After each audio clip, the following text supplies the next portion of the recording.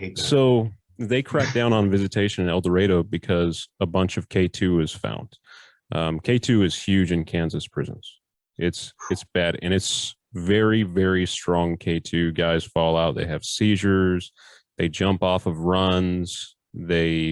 I've seen guys choking on their own vomit because they OD'd on this stuff. But one time they found at least a couple of pounds of this stuff that had been packaged up, and they hid it in the ceiling in the library. Okay. Now, this is a couple pounds. This is a decent amount. It wasn't a small package. It was quite a bit of stuff. And they tried to crack down on visitation because of that. That is not coming in through visitation. I'm sorry. If you're putting a couple of pounds of vegetation in a body cavity, that is not a body cavity. That is a glove box.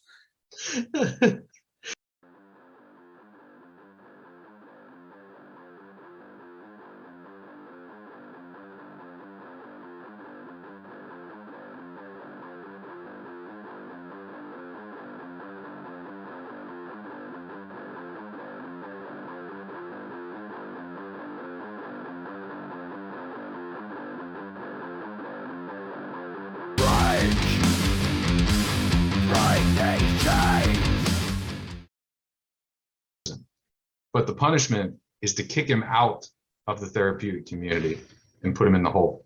Right. I don't think putting someone in isolation is going to solve a drug addiction problem. When you say it, the absurdity comes out, but these are the policies in prisons around the country. Punish, got to punish people. The analogy I used in my class that some of the students appreciated was, it's like a kid who is in high school and they're skipping class too much. They're truant. So you suspend them. Isn't that the stupidest thing you could do? Here's a kid who needs education and you kicked him out of school.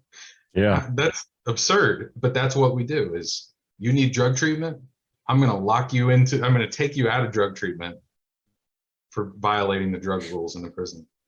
Yeah, And I've all never those drugs really come from an officer. So I've never really thought about it like that, but that is an excellent analogy, because if you're in the free world and you have criminal behavior, antisocial behaviors, or you're doing drugs or whatever, if you're lacking in certain life skills and social skills and education, and you want those resources and you need those resources, and then you get sent to a place where it's almost impossible to get those resources or get an effective version of it because you're in a horrible environment. That's insane. I never really thought about it like that. I never really thought about, okay, a person needs these programs, or they need education, or they need these social skills. Let's put them in a place where they can't get them. I never really thought about it like that. it's the most counterproductive thing you can imagine. And it's layered. It's like Alice in Wonderland levels of absurdity. But on paper, it's like these legislatures, they're the ones writing the laws, like the people in Kansas who thought it was a great idea to make everybody on an offender registry the rest of their life. It's on paper in your Senate office, it makes sense to you. It might make sense in common sense ways. I'm not insulting common sense, but you got to take that to the next level and think a little more clearly, like, oh, well, I'm sabotaging this person. They could never reintegrate back into society. I've ruined them. And that's really what our correction system, it sabotages itself. So what do you think it would look like? And you already described a great deal of this. You were talking about, meaningful visits, meaningful communication with families. Do you think that is what a more rehabilitative approach in the United States would look like? It would look like if we had the ability, if we could say we had all the budget in the world, we had all the backing in the world, we had all the support in the world, it wasn't a problem. If we could remake the prisons in the United States, or even just the correctional system, to a rehabilitative approach, ideally, what do you think that would look like? You know, I think I've got the perfect example for you, and I hope that if you or your viewers have time, you'll go on YouTube and look up some of these things. Is the Massachusetts Department of Corrections? I'm working in Massachusetts now. I'm from Ohio originally, and I was like, oh well, I've got to figure out this new state. I got to figure out what their system's like. Is it as bad as Ohio? Is it as bad as California? And it really is one of the best in the world. I've never seen anything like. Now they still use prison too much, and the sentences are too long and you kind of undermine yourself there. And they're dealing with a lot of the tough on crime stuff from the 80s and 90s still. So they got a lot of old people in prison, and you could release those people. But besides that, they really do care about risk, measuring someone's risk level, making sure low risk people can get out early, high risk people don't get punished more, but they get this treatment they need to take them from high risk to low risk. And they really have embraced the science of rehabilitation in Massachusetts. And I'm just like, it's like the perfect world I've always seen in my mind, this utopia prison system. Now I say utopia, but they do have violence. They do have officers who get in trouble. They do have suicides. There are drugs. There are sexual assaults. It's everything that happens when you combine a bunch of people into a place like that. But they seem to have a lot more accountability. They have higher trained, higher paid staff. Um, and the violence levels are so low compared to other states. Recidivism is very low. I think it's 50% are arrested when they get out. And that might be from the jails. I have to look up the statistics again, but it's something like less than 20% return to prison. So it really is the best in America. But they treat you with dignity. Your family can visit you, except during COVID.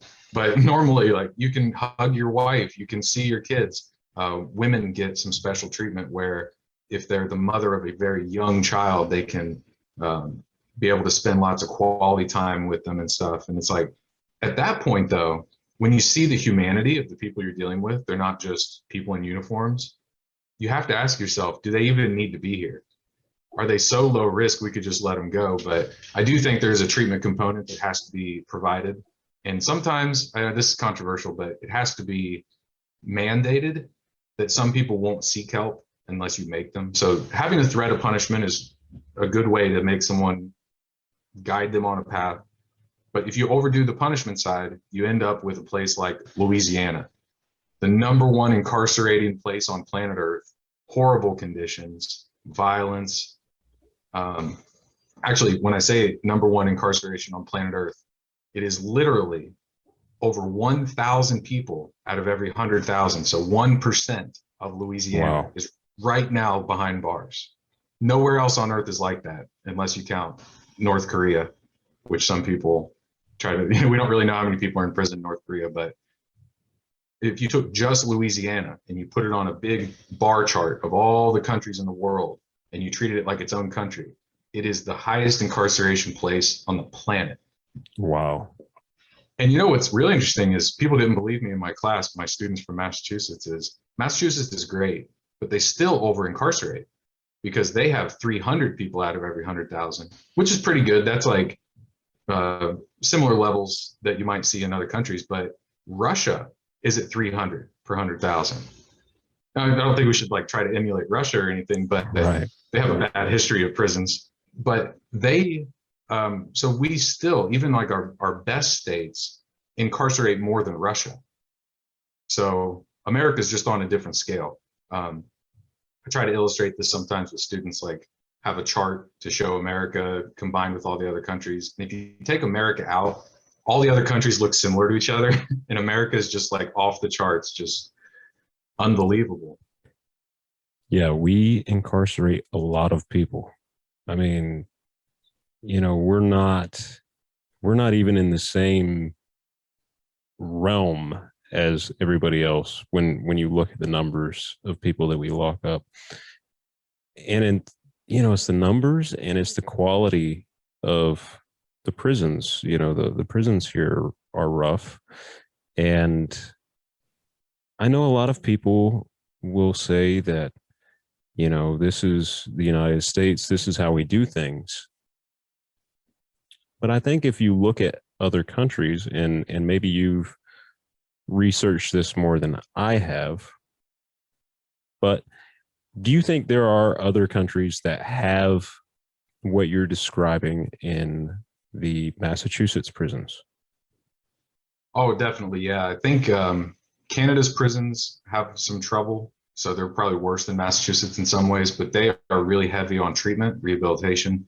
They do probably the best treatment in the world. We look at their evaluations to base our programs. Canada leads the way in our hemisphere. But if you were to compare us to places like, I wouldn't even compare us to Massachusetts to England. I think the UK has probably worse systems than Massachusetts does. A lot of people try to compare to Norway, Sweden, these Norwegian countries and stuff, where um, theirs is so compassionate. They really treat people with, just give them an unprecedented amount of freedom, treat them with dignity. You don't have to wear a uniform. They call you by your name.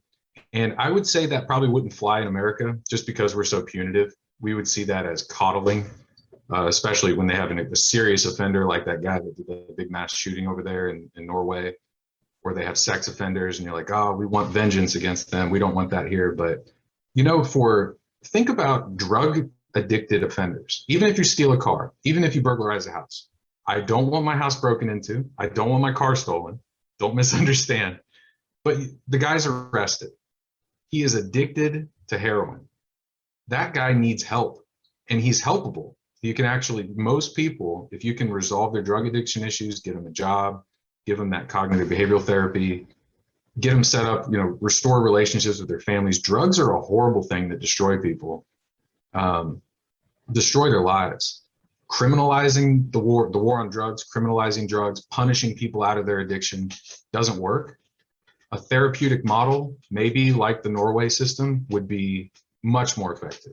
Treat people with dignity, treat it like a medical issue, give them treatment. And, I will say something else about Massachusetts is they pay a lot of money. They found the money for treatment, but it came out of the taxpayers. They pay something like $70,000 a year per prisoner on average, I think. And that's more than most supermax prisons in other states. I So believe they pay. that is double what Kansas pays per year for prisoner. I think we're between 30 and 35,000 a year per prisoner. And so that is a great budget. That's really awesome to hear.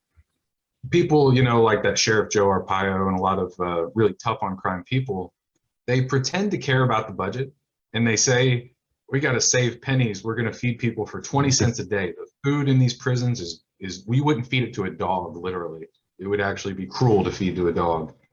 And they've got roaches and rat tails and stuff in the soup in Arizona.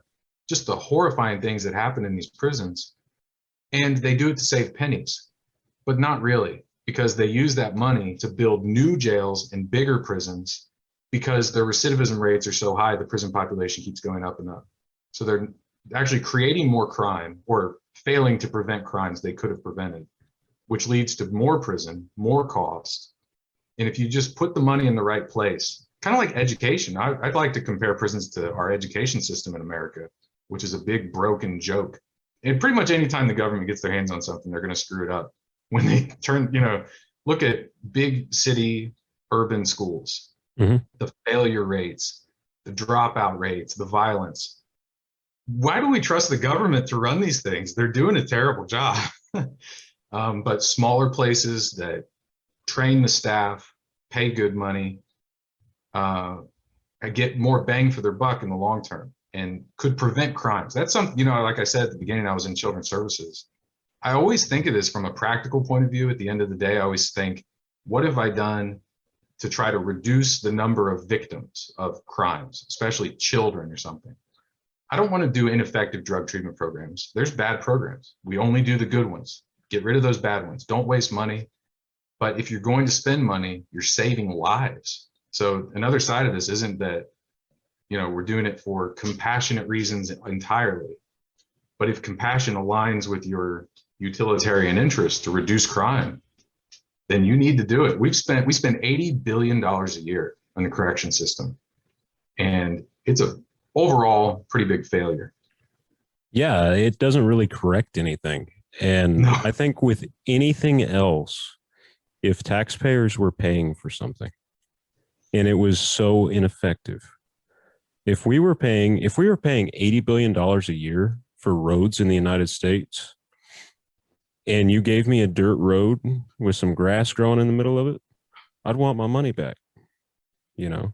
Yeah, and then So, you get the conspiracies of which are I'm not really a conspiracy theorist, but I'm leaning towards some of these things when it comes to these prisons is they get this money and oh, who did it go to? Well, the warden's cousin is building a prison, or where does the money really go? Because this prison's not that great. It's not worth all that money, but it's going to these industries and mhm. lobbyists.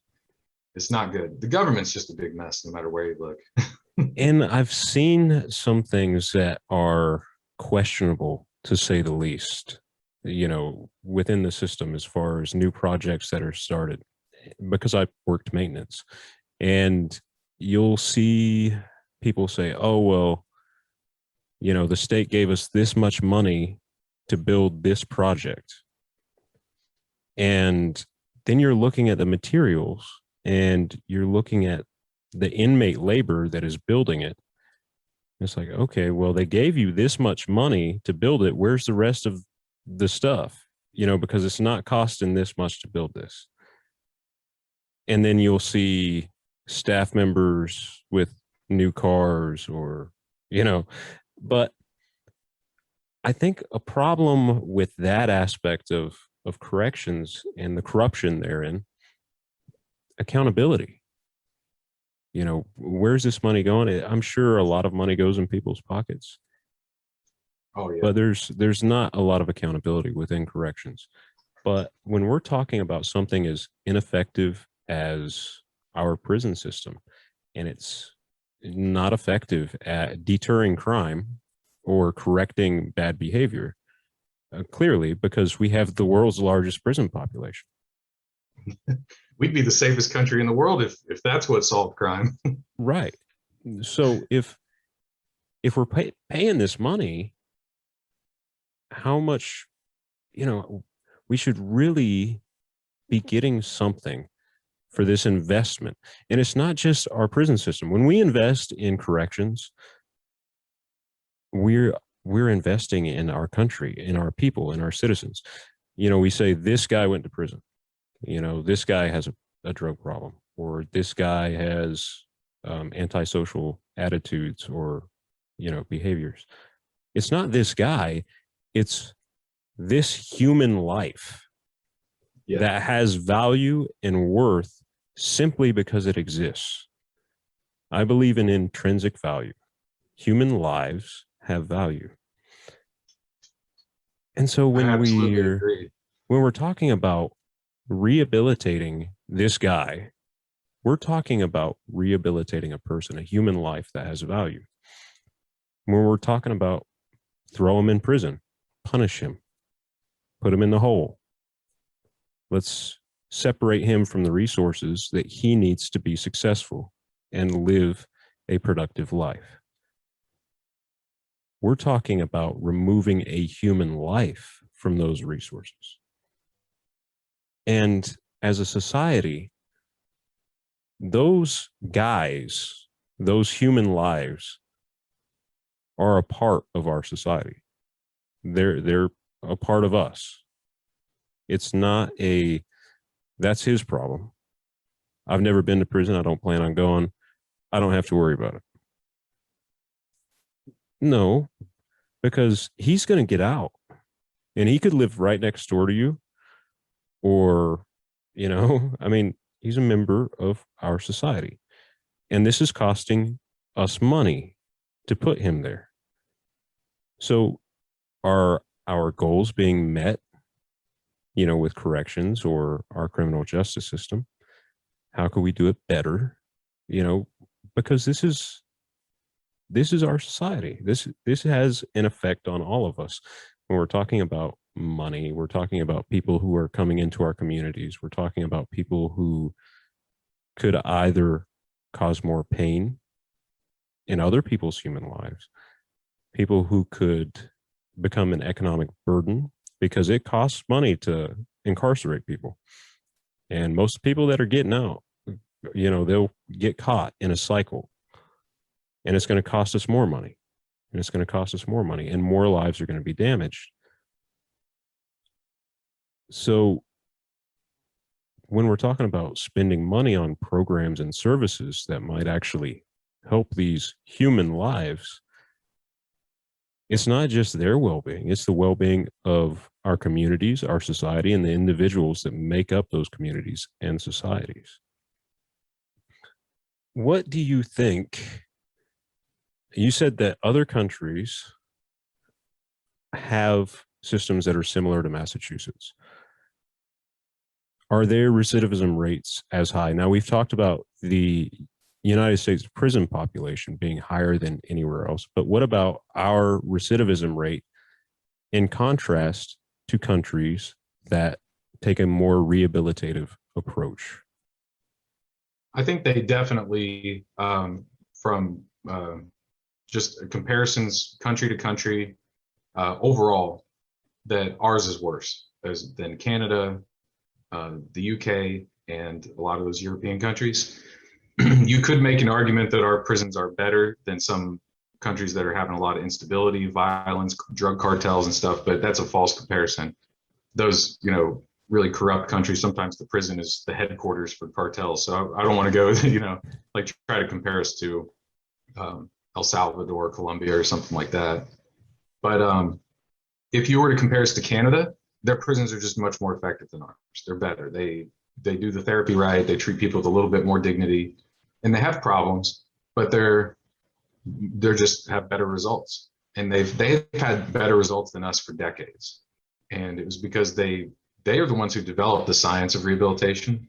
And like you were saying, individualized rehabilitation. They don't just have a one size fits all program. Like everybody on day one, you start this program, and on your second month, you start this program. They tailor it to the individual. So one guy needs drug treatment, another guy doesn't. One guy has antisocial attitudes, but some people don't. Some people don't need that type of therapy at all. So you don't have to give people the same treatment. In fact, that would be a waste of resources. So to be really scientific and a good steward of the taxpayer money, you have to assign money, you have to assign programs where they need to go. And if we took a more individualized look at people, we could determine how many people could be released from prison instead of just these. You're absolutely right. Everything you said about stigmatizing people, thinking of them all as writing them off. They're not even people. They're prisoners. They're inmates. They're wearing a uniform. They have a number. That really separates us from thinking of them as human beings who are, there's no more Australias to exile people to. You can't get rid of these people. They're going to be back in our communities. And, something else we haven't mentioned is the families. That not only are these people going to get out and the prison system made them worse, what are their children going to grow up in, having their parents in prison? What's that going to do for the next generation? So if you really want to invest in your future of your country and in your community, trying to help the highest risk people is the best thing you can do. It's not even, but it always comes down to retribution. The idea that you can punish and get vengeance and your emotions are satisfied, that this guy stole my car and it makes me mad. I don't want my car stolen. I would be angry if someone stole my car. I'd be mad. I'd want my car back. I'd want it to be restored. And I would want a little bit of vengeance. This guy's inconvenienced me. But is 5 years a good, there's people get 3 years for stealing cars. And then you get some things added to it. And before, you're on parole when you did it. So now you get 5 years. And and then you look at your 3 strikes laws. The absurdity of some of these 3 strikes laws was evident when they were passing the laws, and politicians didn't care. And they would say, 3 felonies, you get life in prison. You're dead to society. Like, the other countries don't do that. And I think that's our mentality has caused us to undermine all the effectiveness of our system. So everything you said is right. And comparing us to other countries, I guess if you doing a one-to-one comparison, like, do other countries, I know for a fact other countries do better at dealing with people with drug addiction problems, helping them find jobs, helping them stay in touch with their families. So those are key things. But we do have a different gang problem. Like, California's got really bad gangs that are extremely violent. So I wouldn't really compare California to um, like Ohio, where I'm from. Right. Ohio is Yeah. a very, very boring state. Even our prisons are kind of boring, which is good. Like Yeah. if the choice is exciting like California versus boring, I'll take boring any day. Yeah. The life or death situations aren't that fun. They're exciting, but they are very mentally taxing. You know, when I What? visit prisons, they make me sign a waiver, and they're like, "If you're Yeah. taken hostage, we will not negotiate for you." And I'm like, "Oh, what am I doing here?" And then it Yeah. ends up nice to me. It's like you spend 5 minutes talking to a guy. I was talking to one guy in Louisiana, and he's serving 20 years for burglary. And I was like, there are people in other countries don't get 20 years for murder. Hmm. There are people who don't get 20 years for horrifying sex offenses. Yeah. We give a guy 20 years for burglary in Louisiana. And I was talking to this guy, nicest guy I ever met. He gave me a painting that he made of some birds. And I was like, just, he's like, this guy shouldn't be here. And then I go home and I put my head on a pillow and I get to go drive wherever I want and do whatever I want. I'm free. That guy's still there and he'll be there next year and the year after and the year after. And he's a human being. Did he have problems in his life? Did he make mistakes? Did he choose to burglarize houses? How much vengeance can you get? I Yeah. don't think they're keeping Louisiana safe with a 20-year sentence. No, Just absurd. that's insane.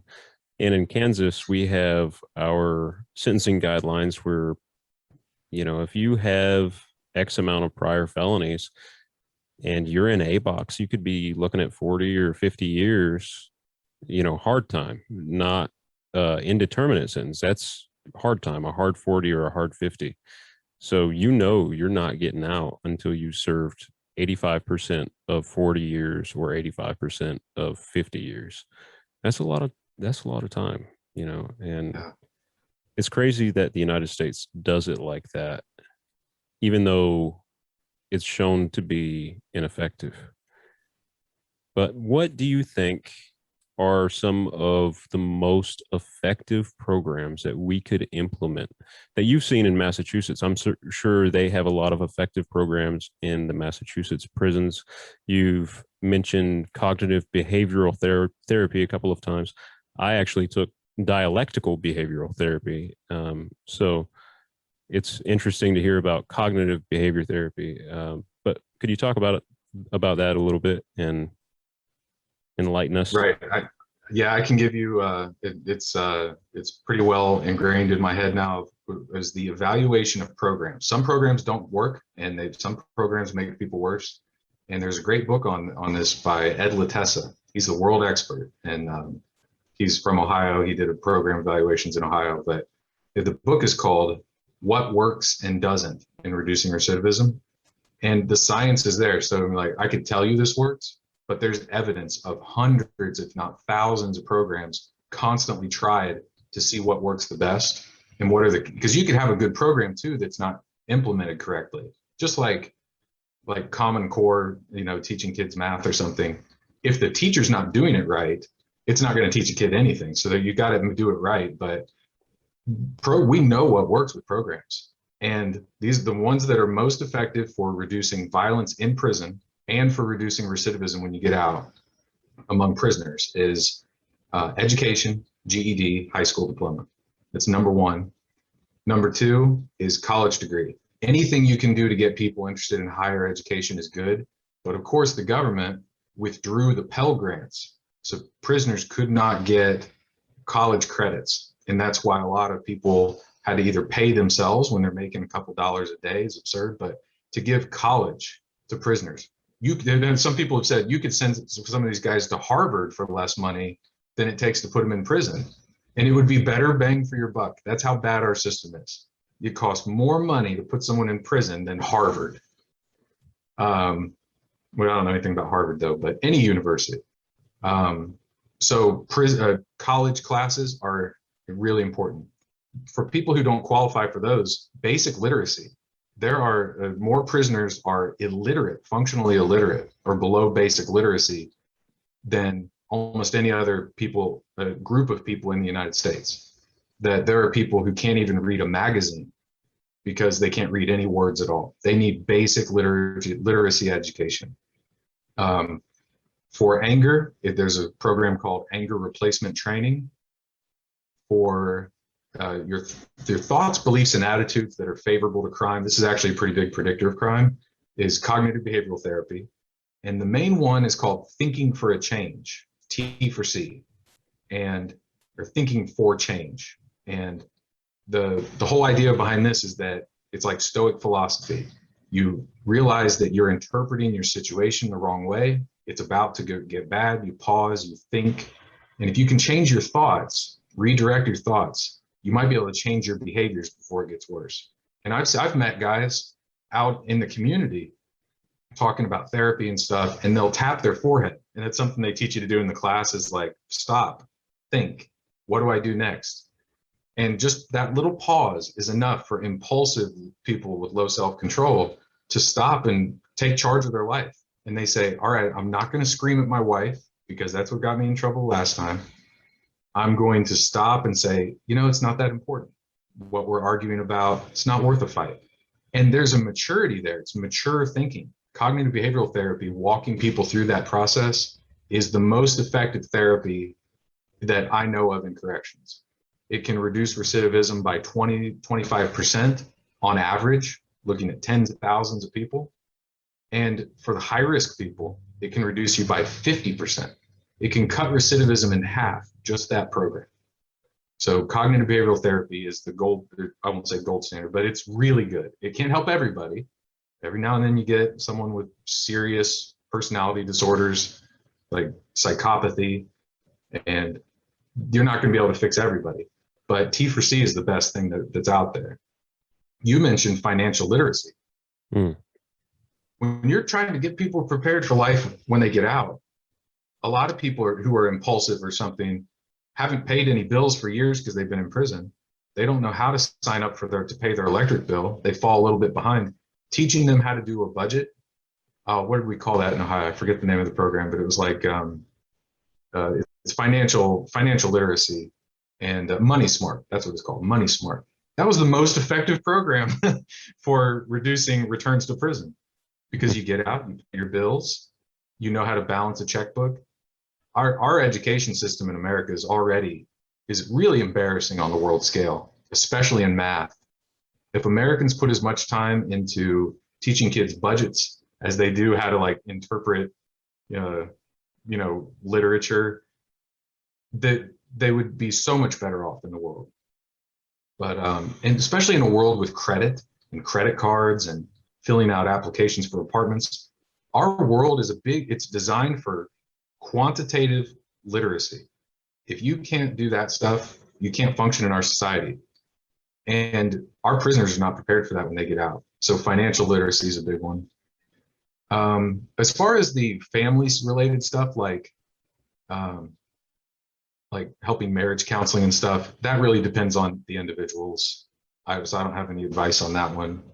It depends in the quality of your relationship with the counselor, how often you interact with your spouse. Really, the time spent with your spouse is the best thing. And with kids too, just time that's not spent arguing. So couples therapy they do sometimes with both of you are in anger replacement training together or cognitive behavioral therapy together.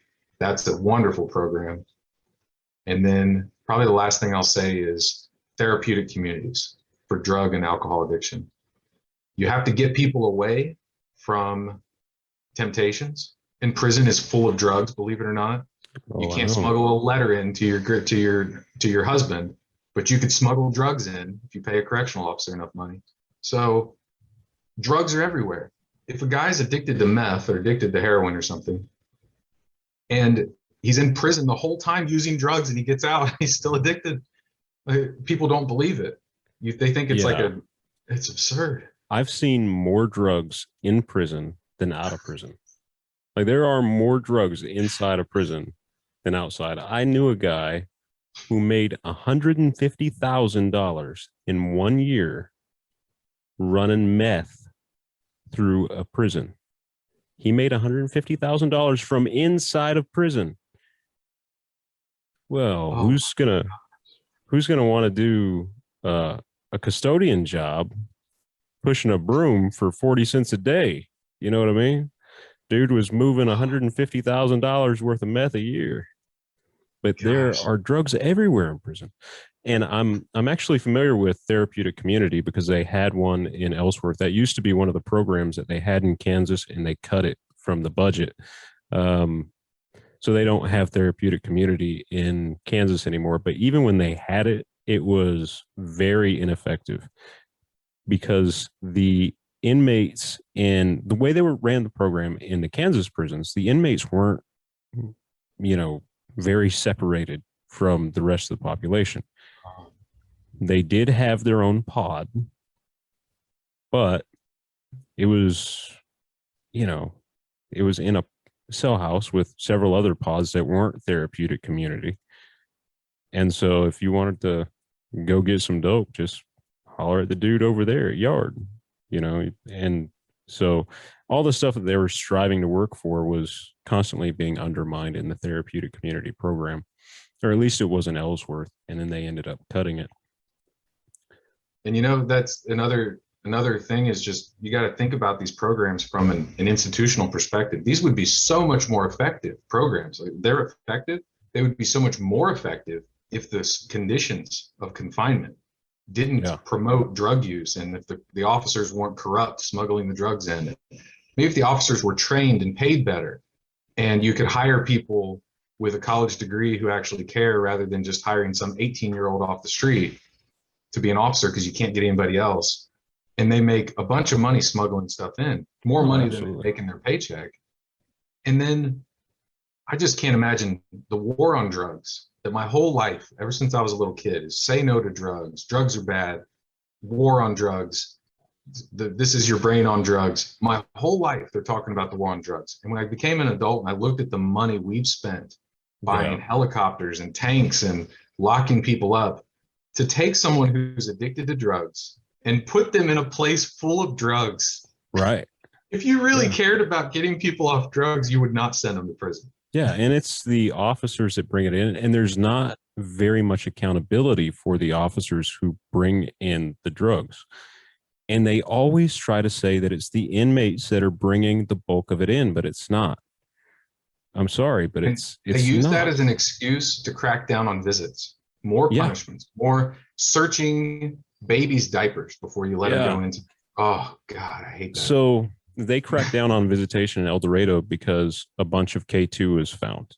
K2 is huge in Kansas prisons. It's bad, and it's very, very strong. K2 guys fall out. They have seizures. They jump off of runs. I've seen guys choking on their own vomit because they OD'd on this stuff. But one time they found at least a couple of pounds of this stuff that had been packaged up, and they hid it in the ceiling in the library. Okay. Now, this is a couple pounds. This is a decent amount. It wasn't a small package. It was quite a bit of stuff. And they tried to crack down on visitation because of that. That is not coming in through visitation. I'm sorry. If you're putting a couple of pounds of vegetation in a body cavity, that is not a body cavity. That is a glove box. That's not how it's coming in. That came in an officer's lunchbox. Yeah. There's no other way. Well, or some amazing contraptions, something like drones or something. I don't know. But are you familiar with Richard Grissom? No. He was a somewhat famous Kansas inmate. He's still in Supermax, I believe. I believe they called him the Kansas City Slasher or something like that. Anyway, he was in Supermax, and one time they shook down his cell, and he had a DVD player in his cell. And they don't allow DVD players in Kansas prisons. But this guy had a DVD player in his cell in Supermax. Good Lord. Came from an officer. Yeah. It was the only way. Gas station outside the prison. You're in there, you're going to work. His wife comes up with here's $500 in a DVD player. Drop it off, and they do. Yeah. Jeez. But I don't know. The corruption with officers. Oh, sorry. Go ahead. I was just going to say it's there's there's this flawed thinking that it's all coming in through visitation or something like that. But a lot of times it's officers that are undermining the programs and, the conditions that you've set on the environment. These are the policies, these are the procedures, these are the rules that we want to have enforced, and these are the programs that we want to run in that environment. But then you're undermining all of that when you're going against your own policies, your own procedures, and the goals for the programs that you have in place. It just doesn't work. Break these chains. They can